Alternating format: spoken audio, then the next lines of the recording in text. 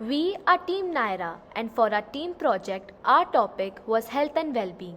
Our issue was lack of awareness about the harmful effects of sanitary pads and tampons on the female body and environment among young girls and women.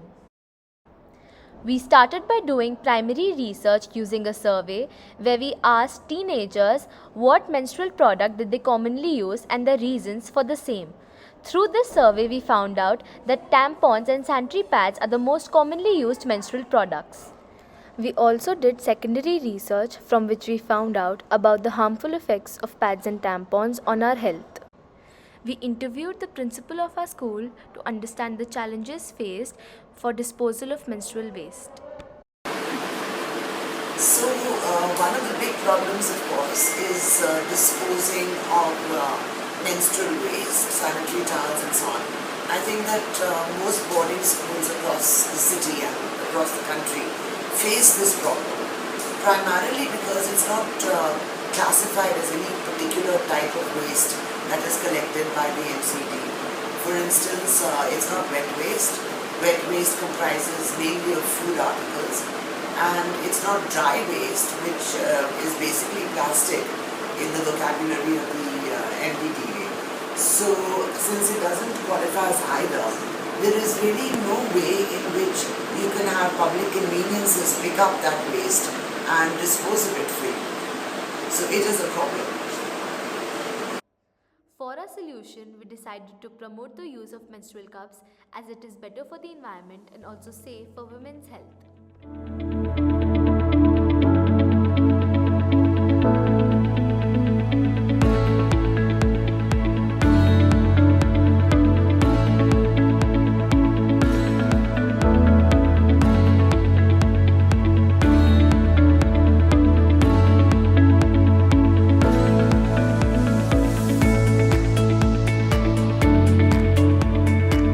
Electric sanitizers available which are just plug in. The other alternative we are seeing across rural areas is people just use like a mug of hot water, and you can leave it for 8 to 10 minutes in boiling hot water and it's sterilized. You don't need to boil it per se, you can leave it in hot water for 8 to 10.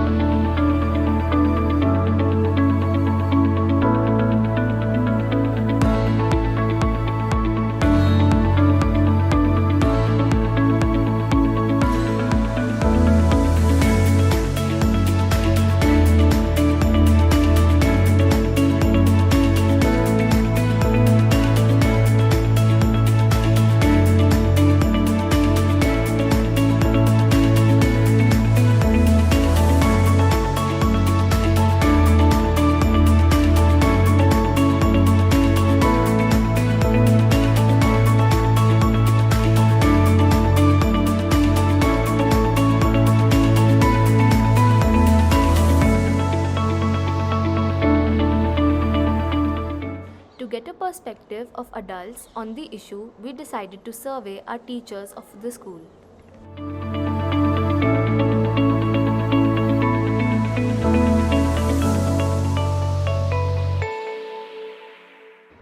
From the survey, we found out that adults also lack awareness about menstrual cups and the harm caused by pads and tampons, and therefore we decided to have a workshop with them.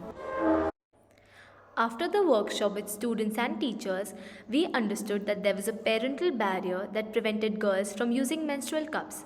And to remove this parental barrier or reduce it, we decided to have an online workshop with parents with NSI, Dr. Soumya Prasad and her team, where parents were open to ask questions. Question any parents has, please feel free to ask, unmute and ask or type in the chat box. Okay, can I ask a question, please? Yeah, please go ahead, Mr. Shit. Hi. Now.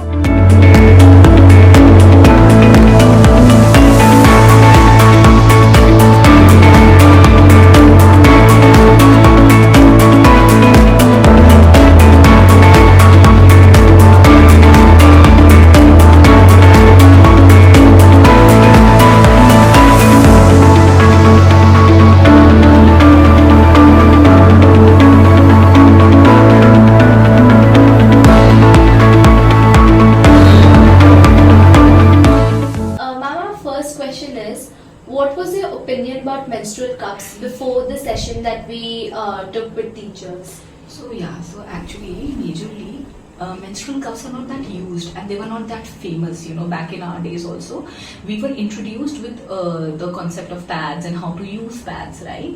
So previously, I would often think that menstrual cup is difficult to use, or it is for that you need some practice, or it's not that common, or it can cause some kind of problems for my for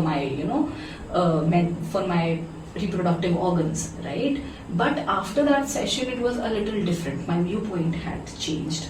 My viewpoint towards cups had changed. How the cups are really, positively impacting the environment, and how pads really are, destroying our planet Earth as well. With that, how pads are really very, costly.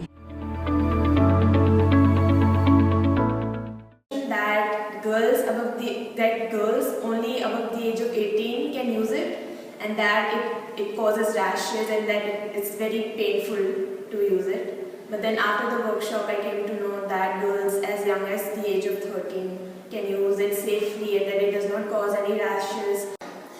I think menstrual cups were quite hectic to use on a daily basis, especially because pads are easy to carry, and like you can change them anywhere, restrooms or whatever. Because the thoughts are I've had people coming to me and saying that they're quite difficult to insert, or they overflow and everything. But after using menstrual cup, I feel like it's totally not different from people say.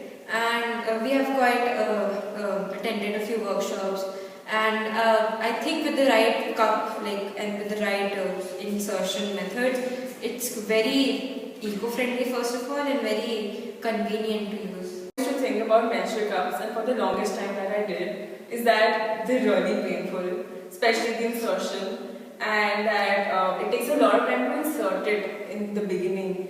And then I had a lot of confusions about when do we take it out, or maybe if we take it out, will the blood spill out. So there were a lot of myths. It just sounded very chaotic to use menstrual cups. But after regular workshops and follow-up sessions, I came to a conclusion that it is not as bad as I had thought it would be. And in fact, it's just the first time is always the difficult time, right, where you figure out things about your body. So that was one of the reasons why I think menstrual cups is maybe a better solution, not as bad. Before the workshops, I only use menstrual cups at home because I used to sterilize it using an electronic sterilizer every time after I took it out, and I used to reinsert it only after sterilizing it again. So it was very difficult for me to get it at school and use it. So I did not use it at school.